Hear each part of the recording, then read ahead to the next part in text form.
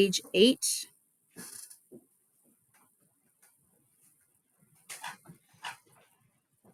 Is the front one, what switch is on? The back one? I think that's better. Yes, I think that's good.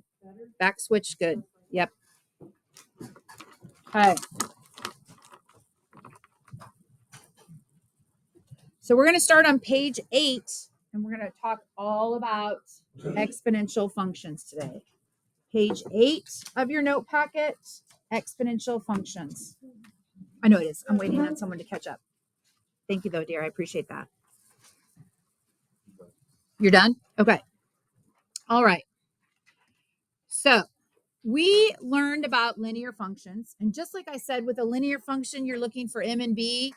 For an exponential function, we're looking for a, the y-intercept, and b, our growth. Okay?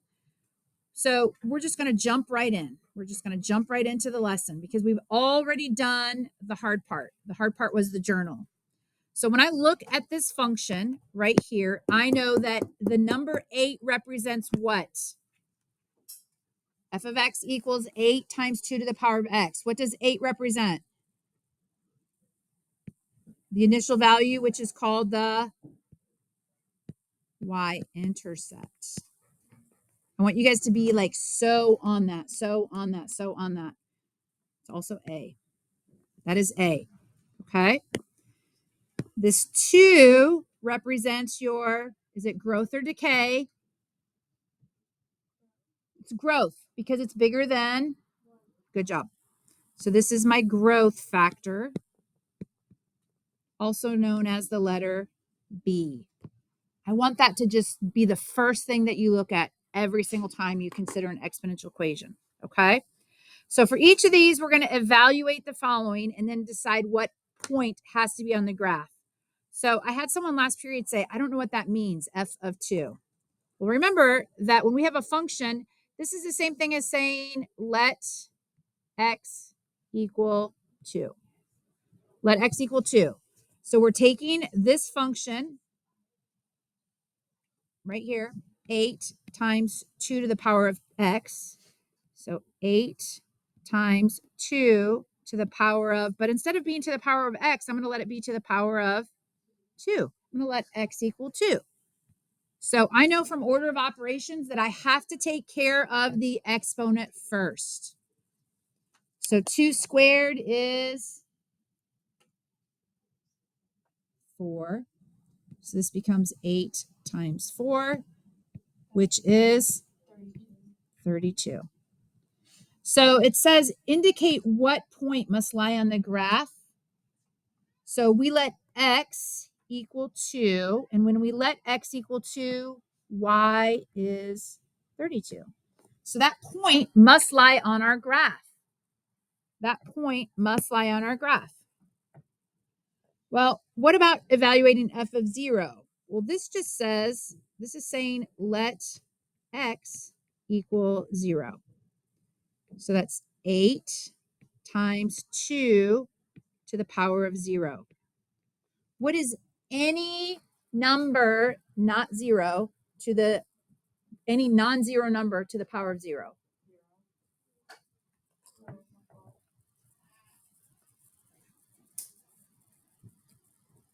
Look at your notes. Look back at your notes. It's 1. Whoop. So this is the same thing as saying 8 times 1. But what is 8 times 1? 8. So when we let x equal 0, y was 8. That's another ordered pair that's going to be on that graph. Okay, that's another ordered pair that's going to be on that graph.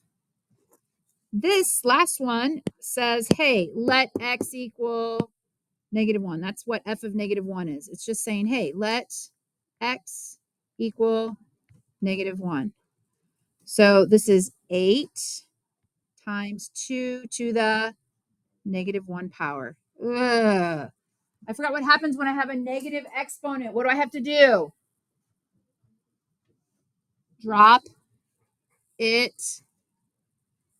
Think about your bunk bed. 2. Yeah, I have to drop it down. It's unhappy where it is. 8 is not to a negative power. The 2 is being raised to a negative power. So when I drop it down, that 2 is positive, the power. So what is 2 to the first power? It's just 2. So this really says 8 divided by 2, which is what? So this ordered pair is the ordered pair when x is -1, y is 4. When x is -1, y is 4. Okay? That's what we have so far. When x is -1, y is 4. So we're going to have to calculate the rate of change. And I want someone to tell me what rate of change is because I forgot. Sorry about that. What is rate of change? Rate of change, kind of like what? Rate of change means the same thing as what? Who said that? It means the same thing as slope, right? So when I think about the rate of change, it's just asking me to calculate the slope over this interval. Oh, thank you so much. So this is the interval x equals -1 and the interval x equals 0. So I need those two ordered pairs.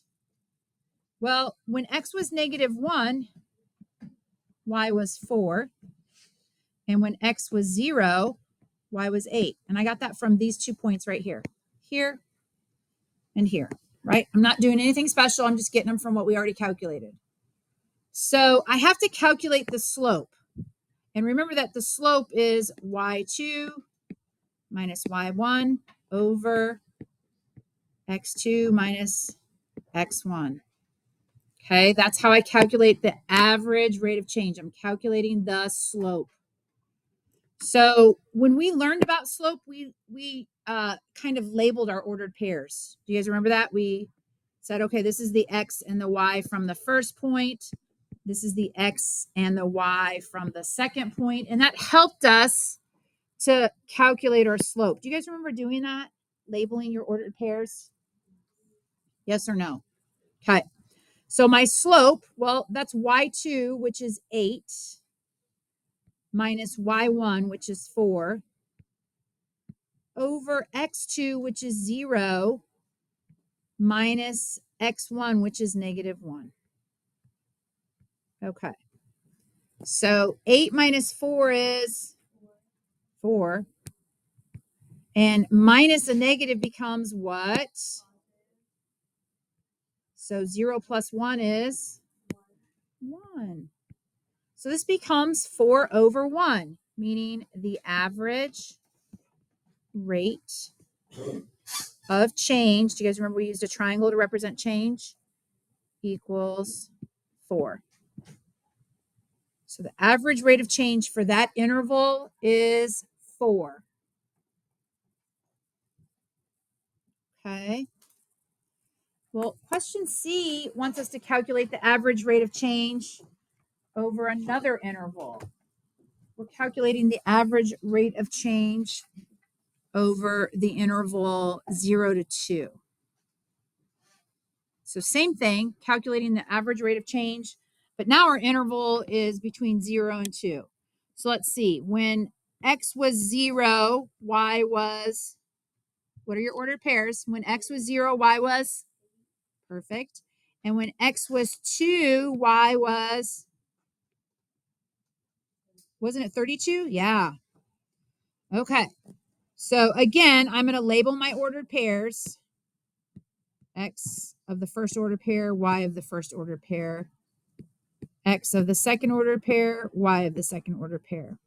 So now when I plug in y2 minus y1, well, that's 32 minus 8 over x2 minus x1, 2 minus 0. 32 minus 8 is 24. Thank you. And 2 minus 0 is? So what does that simplify to? 12. So my average rate of change equals 12. Are those the same? Did I get the same average rate of change between question B and question C? No, I didn't. I did not get the same average rate of change, which means that this is not linear. This is not a linear function, right? You have to have a constant rate of change to get a linear function. So I know that this function is not linear. And I think that our next question says that. So question D says, what does comparing your answers from B and C tell you about the function? Well, it tells us that it is not linear because, this is our explanation, because we do not have a, say it, which we abbreviated as what? Because that's horrible to have to write every single time. Croc. We called that croc. Do you guys remember that? It does not have croc. Does not have a constant rate of change. We didn't write that out every time we talked about it. Okay.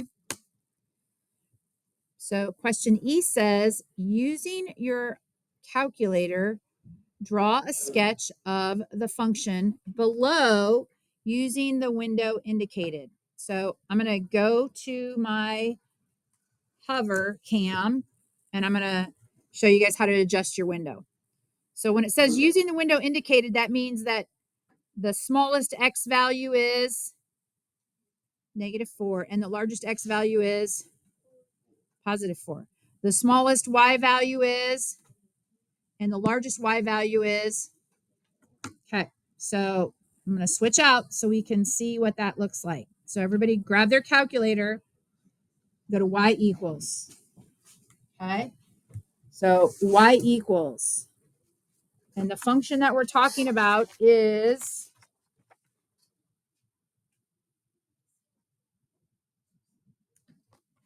do you guys remember what your equation is? Yeah, 8. It helps if my calculator's on. So y equals 8 parenthesis. What am I putting inside of that parenthesis? What's being raised to the power? 2 caret x. I want everyone to do this because you're going to have to know how to adjust your windows. So everybody input that. Okay, everybody input that. You have a button right here that says window. You have a gray button right here that says window. You guys see me pointing to it? When you press that window button, it's going to ask you for your smallest x. That's what it means by x minimum. Open your eyes, Jaden.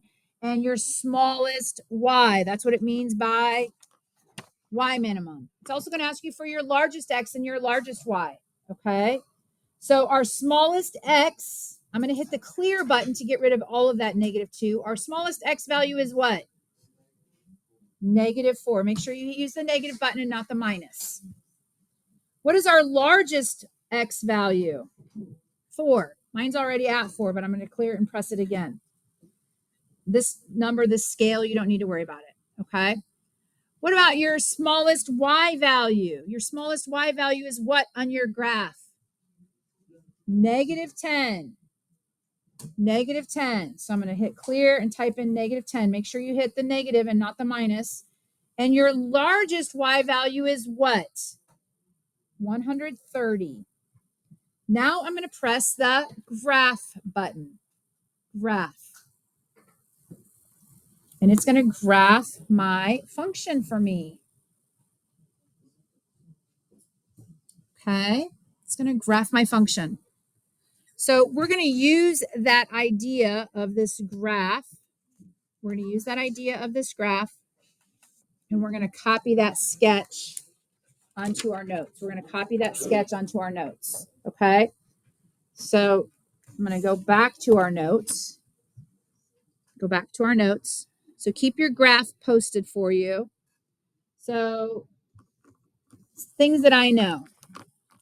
I know that when x is, let's see, the first thing I did was I counted my graph. It goes all the way up to 130.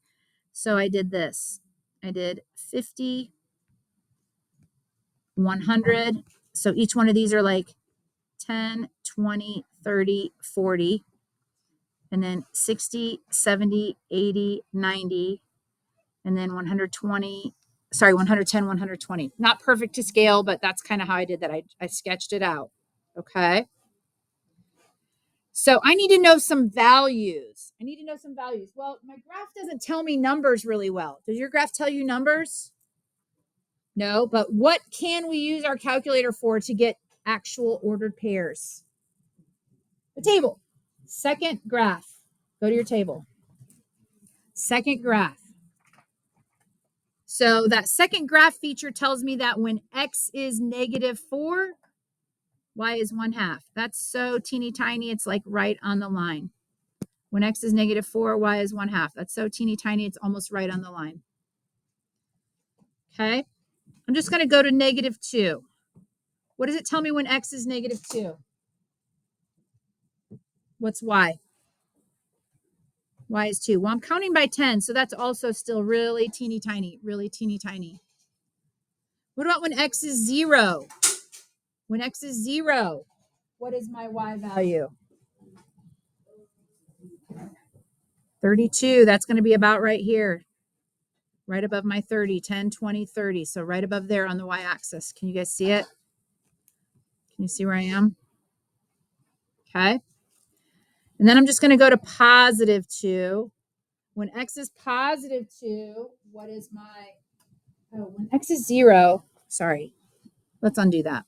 When x is 0, what is y? It's not 32. When x is 0 on your table, what is y? It's 8. Yeah, that's right below the first hash mark, which is 10. Right below this first mark. Then I'm going to go to +2, which is 32. And then I'm going to go to +4, which is what? When x is 4, y is, look at your table. When x is 4, y is what? 128. So that's like right below our 130 mark. This is just a sketch. Doesn't have to be perfect. So now I'm going to connect all my points.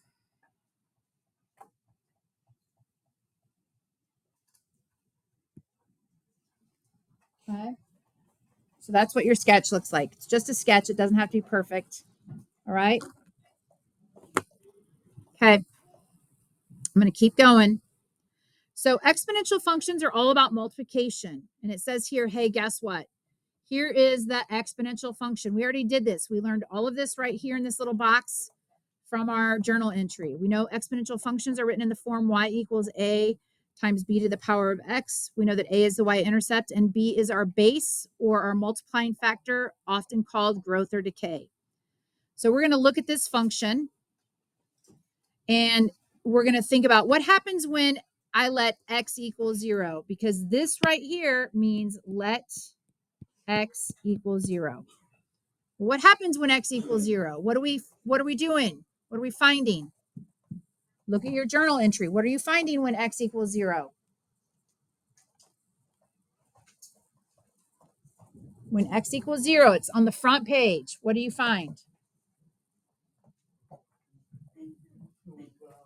The initial value, which is what? Which is what letter? A. So when x equals 0, I have the y-intercept, which is the letter A in the equation.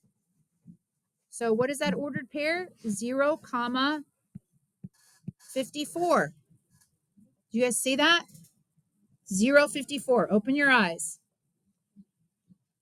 Okay. Without the use of your calculator, determine the values of g of 1 and g of 2. Okay. So g of 1 equals 54 times 1/3 to the first power. Well, what is 1/3 to the first power? It's just 1/3. So that's 54 times 1/3, which is the same thing as 54 over 3. And 54 divided by 3 is 18. So when x is 1, y is 18. Let's figure out g of 2. Well, let's see. That's 54 times 1/3 to the power of 2. Well, my exponent rules say that when I have an exponent outside of a fraction, I have to distribute that power to both the numerator and the denominator. So this is the same thing as saying 54 times 1 squared over 3 squared. But what is 1 squared? What is 1 times 1? It's 1. So this is the same thing as saying 54 times 1 over, and what is 3 squared? 9, which is 54 divided by 9, or 54 over 9. And that equals 6. So when x is 2, y is 6. When x is 2, y is 6. So here's another using your graphing calculator. Using your graphing calculator with the window. This is your x minimum. And this is your x max. This is your y minimum and your y max. We're going to write that equation. We're going to graph that equation. So I'm going to go to my table or my calculator. Y equals, and the equation that I'm inputting is 54 parenthesis 1 divided by 3 to the power of x. And then I'm just going to pick up my table. Okay. So I know when x is negative 2, what is y? Look at your table. What do you get? When x is negative 2, what is your y value? Yes, 486. So negative 2, 486. That's this point right here. Okay. And when x is negative 1, what is your y value? So negative 1, 162. So when x is negative 1, I'm at 162. Okay. What about when x is 0? What's that ordered pair? It's 54. So this is the ordered pair 0, 54. It's going to be about right here. What about when x is positive 1 and 2 and 3 and 4? Because that's the intervals that it wants us to look at. So when x is 1, what is y? Isn't it 18? Yep. And when x is 2, what is y? 6. And when x is 3, y is 2. And when x is 4, y is 2/3. What's happening to this? It's getting really, really, really close to the line y equals, getting really close to this line. Y equals 0. But it's never going to go what? It's never going to go below that. These values are always going to be positive.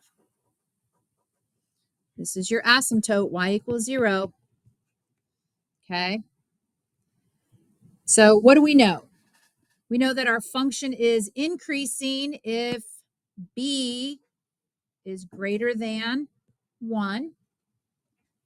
And we know that it's decreasing, decay, if b is in between 0 and 1. Okay, we're almost done. We're almost done. Okay, go to page 10. I'll leave that up there until I know everyone's ready.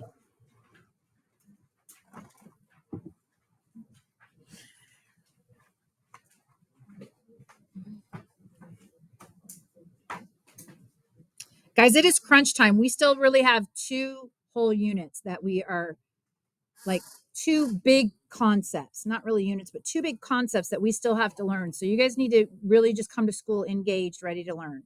This whole kind of like, no, I'm still on vacation. That's really not going to work for us. So here we need to find the y-intercept and determine if it's increasing or decreasing. Remember that your y-intercept is what? It's A. I just highlighted all the y-intercepts in blue. So on the first equation, A equals 8. My second equation, A equals 125. And my third equation, A equals 56. When we talk about it being increasing or decreasing, we're talking about the base, the growth factor. So, is this one increasing or decreasing? Look at B. Is B less than 1 or is it greater than 1? Less than. So this is decreasing, which means it shows decay. Look at the next one. Is B bigger than 1 or is it less than 1? Bigger than 1. So it's increasing, which means growth. Don't let the last one trick you. It's bigger. Yeah, 3/2 is bigger than 1. So this is also increasing, meaning growth. Okay. All right. So let's write an equation just like we did in our journal. We're going to write an equation from this table of values. So I know that the y-intercept A happens when x equals 0. The y-intercept happens when x equals 0. So what is the value of A from the table? 10. What is the value of B from the table? Well, we have to figure out what we're multiplying by. What is our multiplier every single time? What are we multiplying by?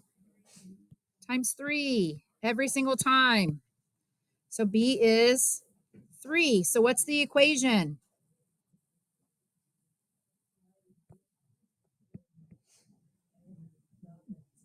(10) parenthesis. Perfect. This is our equation. Y equals 10 times 3 to the power of x. Okay. Which one of these examples is an exponential equation? And remember that if it's exponential, the variable is an exponent. That's what exponential means. So which one of these has the variable in the exponent spot? The variable is not as an exponent. It's number 2. Number 2, the variable x is the exponent. Okay. This next one says, find the value of y when x equals 3 for each equation. I'm just plugging it in. This means y equals 6 to the power of 3. Someone calculate that. What is 6 to the third power? I think it's 216, yes?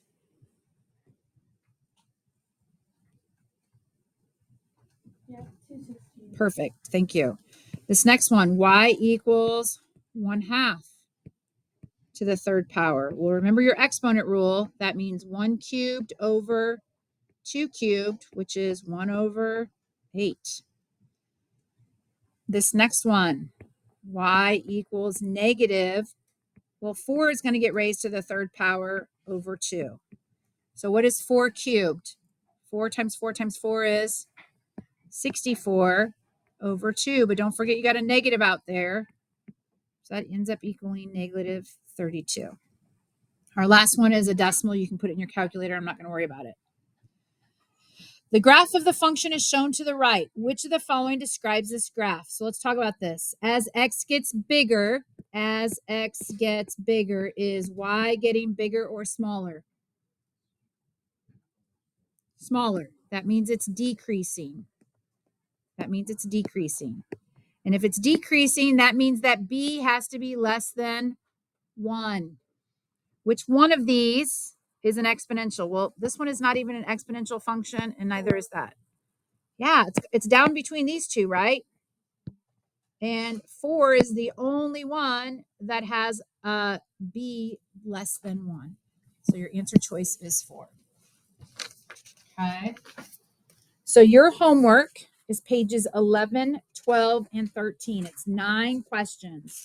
9 questions, pages 11, 12, and 13.